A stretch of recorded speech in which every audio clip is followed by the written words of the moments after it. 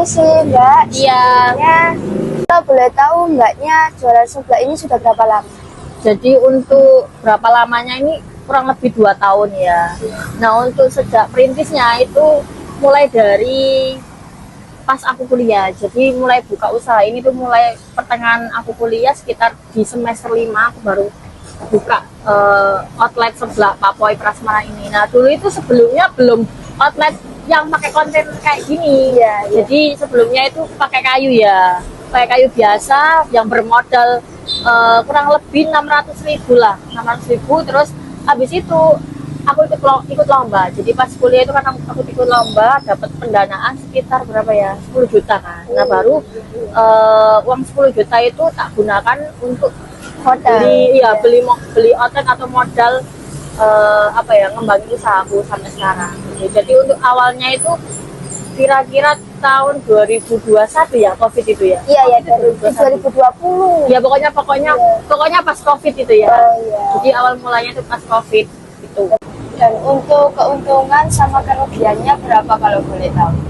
Kalau keuntungan dari sebelah Papua ini ya, perkiraan omset 1 bulan ya. Ini omset bukan profit ya. Jadi kalau omset itu kotornya bukan bersihnya. Nah untuk omset itu sekitar 15 sampai 18 juta.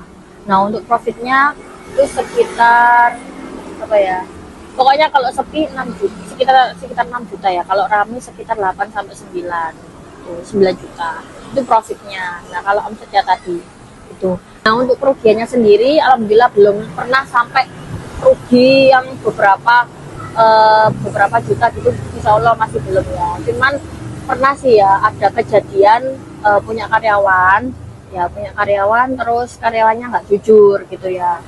Nah itu kerugiannya dari situ karena kecolongan lah intinya sama karyawan sendiri lah. Dari situ tak buat pembelajaran gitu ya, terus kalau masalah kerugian juga ya, kalau yang pertama tadi kan tentang karyawan, terus yang kedua mungkin pas outlet lagi sepi ya, ini bisa dibilang rugi atau enggak gitu ya.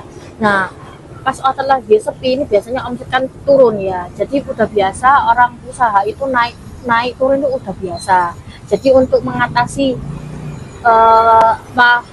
kerugian untuk mengatasi outlet pas lagi sepi itu biasanya aku bikin konten. Jadi gitu, bikin konten di TikTok. Soalnya apa? Konten itu sekarang lagi viral-viralnya, lagi nge-up-nya di media sosial. Jadi dengan media TikTok itu bisa membuat jualan itu semakin ramai gitu. Gitu ya. Oh iya. Gitu. Setiap penjual kan pastinya beda-beda nih dalam menarik pelanggan. Kalau Mbaknya sendiri gimana dalam menarik pelanggan? Nah, ini pertanyaannya ketiga sama dengan pertanyaan yang tadi yang kedua ya. Jadi untuk cara menarik pelanggan itu ya tadi yang pertama aku bikin konten ya. Yang pertama aku bikin konten karena sekarang kontennya lagi viralnya. Aku jarang bikin kok kayak story WhatsApp itu jarang karena kurang maksimal menurutku ya, kurang maksimal sekarang itu ya. Meskipun banyak kontakmu gitu ya, menurutku kurang maksimal gitu. Jadi yang pertama kontennya itu biasanya di TikTok sama di Instagram. Alhamdulillah dari konten itu banyak video-video yang viral dan banyak orang juga yang mengenal outletku atau usahaku dari media sosial. Terima kasih sudah menjawab pertanyaan dari kami. Mohon maaf sudah mengganggu waktunya. Semoga ini bisa menginspirasi kita semua. Sekian dari kami yang telah Mewawancarai menjual seblak Yang ada di belakang. Wassalamualaikum warahmatullahi wabarakatuh.